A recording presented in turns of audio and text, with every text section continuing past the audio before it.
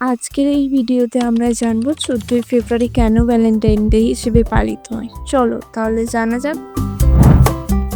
Saint Valentine ছিলেন একজন ইতালির খ্রিস্টান পাদ্রী। তিনি ভারতের সাহিত্যে কিছু পড়েছিলেন, তারপর তার বিচার পাল্টে যায়। তার মতে সবাইকে বিয়ে করে থাকা দরকার এবং উনি প্রচার করতে লাগলেন শারীরিক সম্বন্ধ করার আগে বিয়ে করে থাকা উচিত।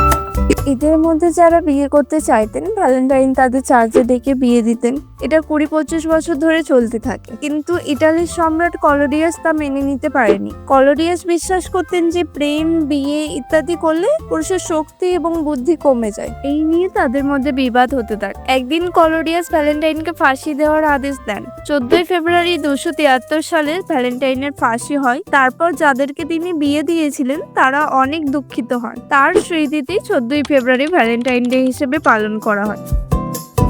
ভিডিওটি ভালো লেগে থাকলে লাইক করুন আর আমাদের চ্যানেলটি সাবস্ক্রাইব করে আপনারা সাপোর্ট করতে পারেন। আজকের জন্য এতটাই। খুব তাড়াতাড়ি দেখা হবে আরেকটি নতুন ভিডিওর সাথে।